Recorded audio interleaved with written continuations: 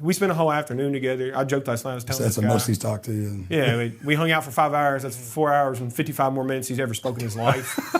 Me and my brother always laugh. They're like, I wonder how they got married without Dad being able to say I do. You know?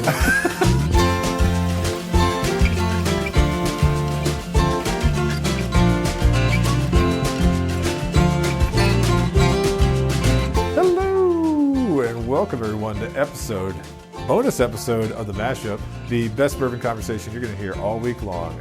This is a pleasure to be here today. On behalf of myself and Kenny and Jason and Stephen, who's not here, we're joined by Bruce Russell, who is the third generation. Can we call you master distiller or not? No, we can't Jimmy call will you beat that. me up. Okay, Jimmy will beat you up. So third generation in the family with the business. Yeah, whiskey maker. Right? Yeah. Whiskey maker.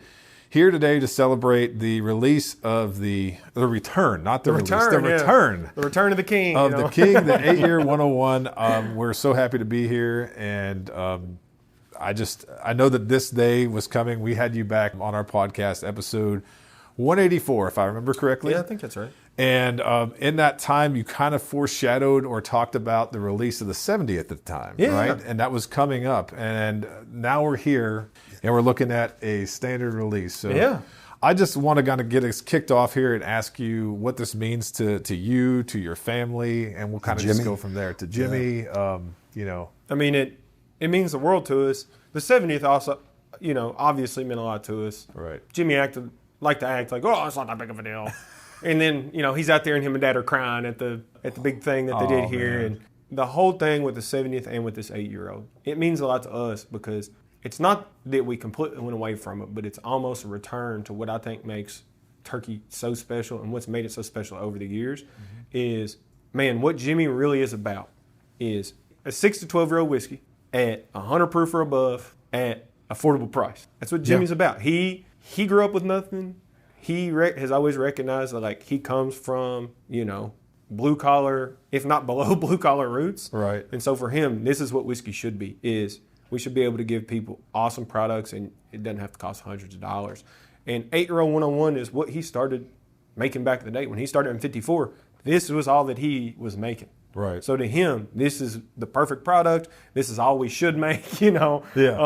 It's 8-year-old 101. And so for the family, there's not a thing that we could be doing as a company that would make us happier. All right. It's bringing this back to the United States. Love it. It's minty dusty. Is this the... That's the original. That's the original 101. Okay. Or standard, without age stated. Yeah, the OG 101, or what we know as 101 today, because I guess this is the OG. Right. But it's not going away. They're going to sit side by side on shelf together.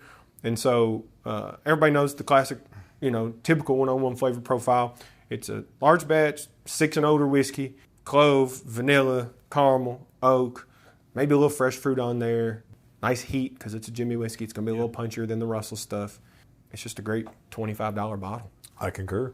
That was going to be one of my questions, was about if both products are going to stay on the shelf together. Both products are staying. Okay. This isn't going to replace 101. This is not a limited edition because it's going to be available annually. Okay. But it's not going to be, we're not producing hundreds of thousands of cases of this like we are 101. So there's a chance I could go to my liquor store and this is not on the shelf like 101 will be. 6 months from now. Because it's because they only do it once a year. Possibly. Well,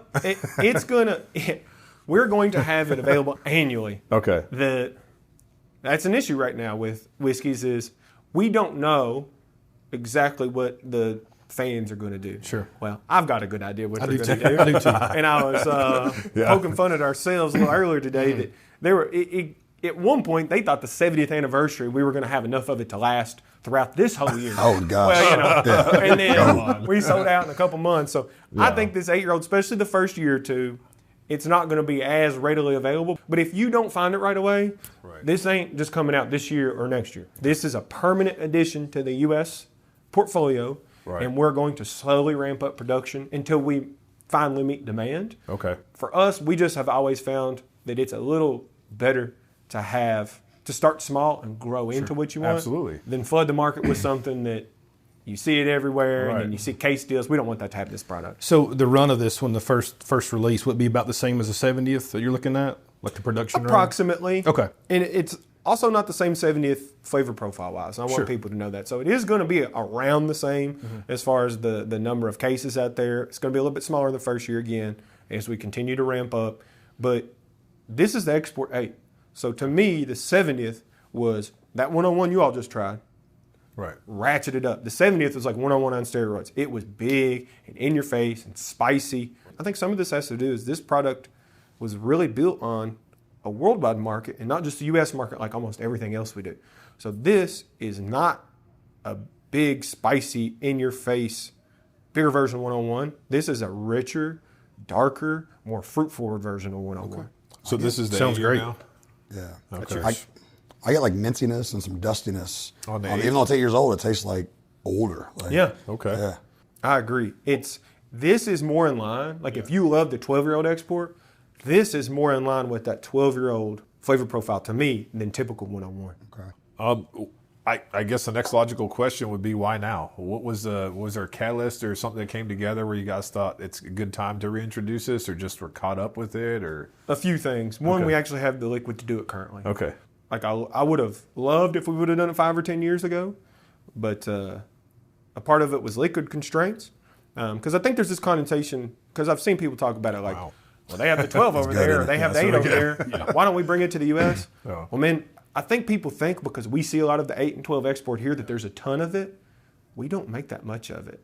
We see a lot here is because it gets exported back to here, and it's everywhere, and everybody's buying and selling, trading the same 10,000 bottles of it. Right. And so they think we're selling hundreds. There's not that much of it. So if we were to have released it before, it would have been extremely small.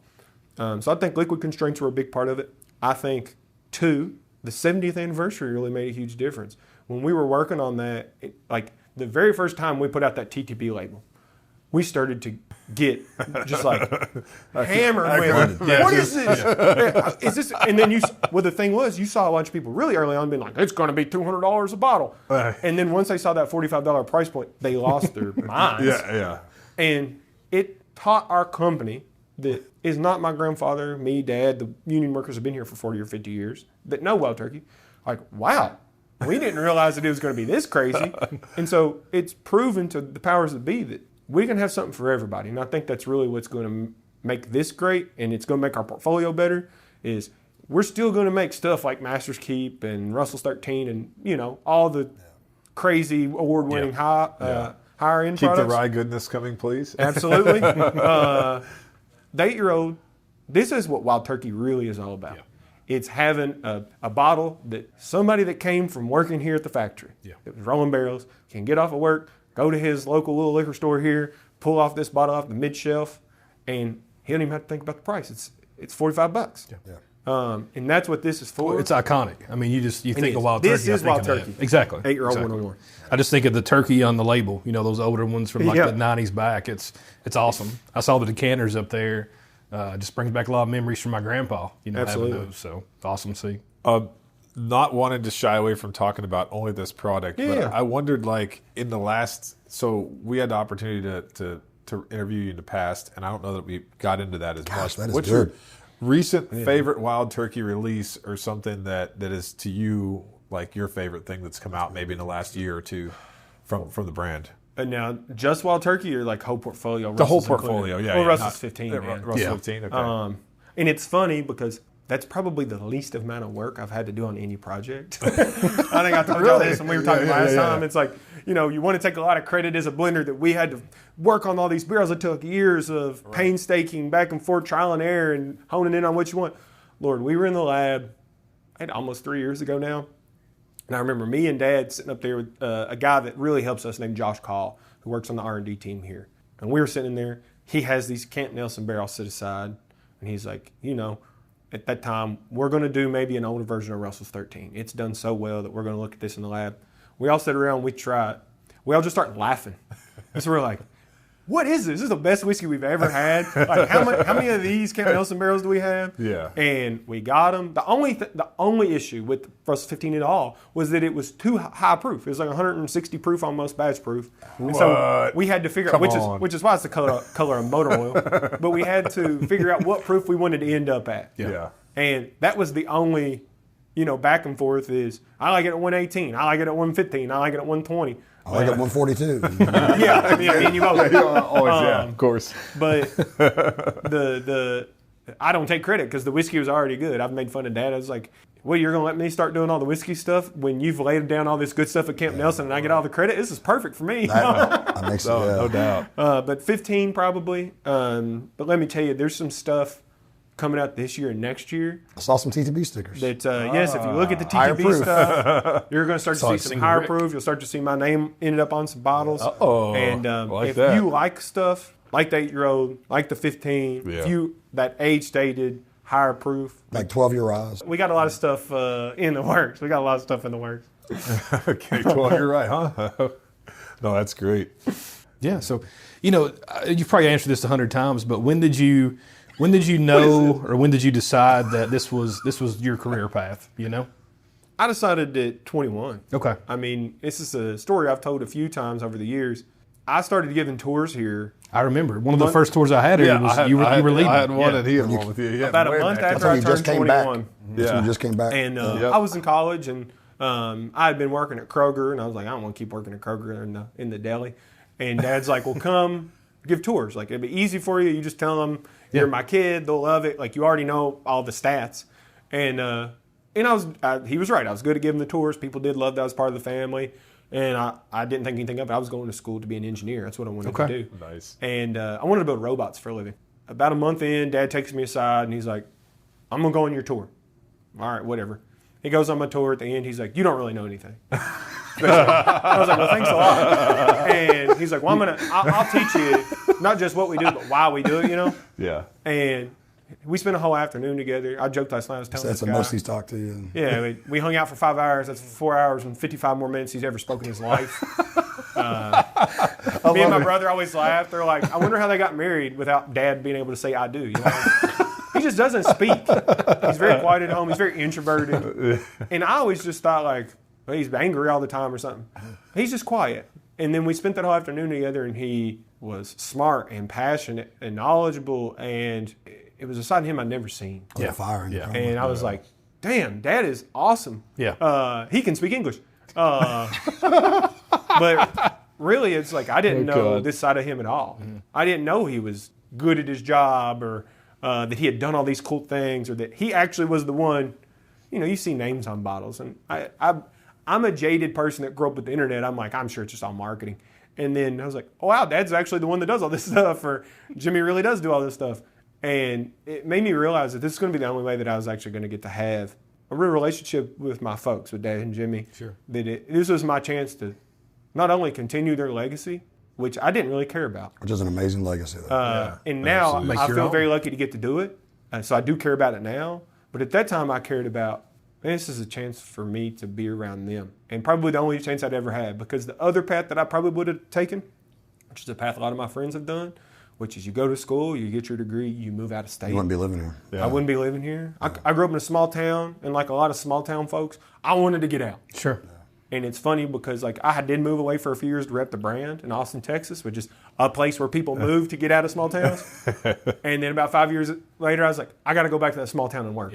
Because this is where my heart is. This is where my passion is. And talking to some folks earlier, they were like, are you going to be like your dad and retire like a normal person maybe one day? Because, Dad's always said, I don't want to stay here until I'm 90 like Jimmy. Or you're going to be like Jimmy. And it'd be pretty cool if I was out here when I was 90. Yeah. To be honest. good. Yeah. Huh? What'd you give me? Enjoy some pocket pours, McKinney here. Yeah. Kenny's always got something insane. Uh-oh.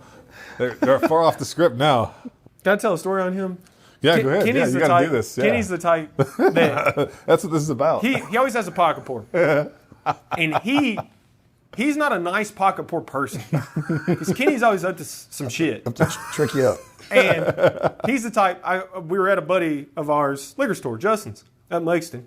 And it was like right after me and Kenny had hung out at the distillery not too long ago, and he came here on a barrel pick without me.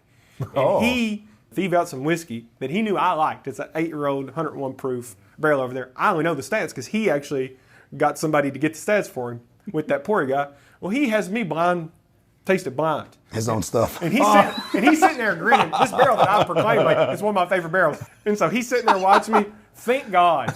I'm like, man, this is really good. What is this? Because I know for a fact, I'm not going to rat out who did it because I don't want to throw them under the bus. But I know for a fact, earlier on, like very recent, or just right before that, he had given a pour to a mutual buddy of ours that's got a brand. And that buddy's brand is like $100+ a bottle. And he like his own. And Kenny goes, "What do you think about this?" He goes, "I wouldn't pay $40 for this," or something like that. And so I'm glad that I didn't fall for that same trick. I was like, "This is awful." This is sure doesn't know what they're doing. Thankfully, I did like my own liquid. I have seen him. So be careful with his pocket pours. Is what I'm pour saying. the same thing in a glass for people and say, which one do you like better? And they're like, oh, I really love this one. And they're talking all about this one. He's like, they're the same thing. He does it all the time. But she's poured me something dusty. This has got some funk to it. It's got some. But tell a story on him that's not even him. Yeah. But he did the same thing to my dad. Dude, that is. Was that this year or end of last year? End of last year. End of last year. We're in the Rick house. Hang on, it's the same whiskey. It's This was 1988. Cheesy Goldfoil, one of the best whiskeys. Cheesy Goldfoil, one of the best things we've ever had. Dad's favorite thing we've ever come out with. Yes. And Dad rolls in because Kenny's in there, because our buddy Ryan's in there, Bourbon my Junkies, childhood best friend, the Bourbon Junkies in there. ADHD. Yeah. And so I've hit Dad up. I'm like, yo, a bunch of the people you like, they're going to be here. So he walks in. He's yelling at everybody, being Dad. And Kenny slips him some of this Cheesy Goldfoil. Dad smells it and drinks it, and he goes, this is pretty good. And then he pitches it onto the floor. That much of it. Yes, this much or more. Pitches it in the floor, gets a barrel sample from one of the private barrels, because he doesn't know what the pocket pour is. It's like some warehouse G or K, and he looks at all of his dead face. He's like, this is better than that thing Kenny gave me. And we were all losing it. Like, I don't, for sure, maybe it is to you, but be careful of Kenny's pocket pours. You never know what he's going to have. You have that little meme, with the girl walking by and the guy, and he's looking back. Like 88 CGF is gone. He's looking out. He gets another pour. We all are just like, no. He just pitches it in the dirt. That was good. Oh, man. Kenny's pocket pours, they're legendary. 88 CGF, my man. Oh, that's awesome. Which actually, David and Ryan are here today. So, this is awesome. That pocket pour, enjoy it. Yeah, I will. I appreciate it. Kenny's always got something to sleep, but we're so happy that we got a chance to come here today to celebrate this release. I finished mine. It's amazing. Thank you. I appreciate it. Yeah, I'm looking forward to seeing it on the shelves because I'll buy a couple, and I appreciate the fact that you talked about how wide a release this will be because that really helped a lot of our listeners out last time. We talked about the 70th, and you said, I wouldn't go run out and try to buy it, immediately. I mean, everybody did, but some people paid, ridiculous. Paid ridiculous. Yeah, $100, $200, $300 a at their bottle. local liquor store And then they're like, a week oh, it's later. here. Don't find this. Yeah. Don't rush to buy a bottle at $100. Right, exactly. First of all, the export that you can get is cheaper than that. But it's the permanent addition to the line. Yeah. So don't, and I'm glad, hope that helped people out. It because did. I don't want people to rush and I'm going to pay hundreds of dollars over retail. Right. When it's just going to show up at your local Costco Right. 2 weeks after. Right, exactly. But I appreciate you all saying what you did about the 8-year-old. I'll give you all some credit here. I listen to your all's podcast. Kenny's a good buddy of mine. And one thing that I love about your all's podcast, but always makes me listen in when y'all are talking about our stuff, you all tell your all's truth. You all tell what you all really think. You're not afraid to, and I'm not going to name names, but I've heard whiskeys that other people be like, whiskey of the year, and y'all buying them, and one of y'all be like, I don't like this. This is awful. And then the other one gets to laugh. They're like, what's this? And that's why we get $0. That's why they don't we get make paid. no money, unfortunately. But for somebody like me, it's so much more beneficial because I get y'all's honest opinions when I listen in and y'all are drinking whatever our newest thing is. Right. And I hear Kenny be like, well, I like this, but I didn't like it as much. That stuff really helps us out. Yeah. And the fact that I could hear you all as y'all are drinking 8-year-old, man, this is good. That makes me feel good about what we've done. It really was. One quick question. Do you all have a release date for this one yet? Into April. End of April. Okay. So if everybody should know in the United States, 3-tier system, every state's different. May is when a lot of people be getting it. Into April is when it's starting to hit shelves. Awesome. Well, Thanks thanks for for having us. Thank Of you. course. Thank you, man. Thank you all so much. And with that, thanks for listening to this episode. Please like and follow us on Facebook, Instagram, and Twitter at The Mashup KY. Don't forget to visit our partner, bourbonoutfitter.com. Enter code THEMASHUP for a special discount. Also, Head on over to our partner, the Woodwork Collective, at woodworkcollective.shop. Enter code MASHUP for a 15% discount. let us know your thoughts in the bottom of the comment section. Until next time, keep it neat.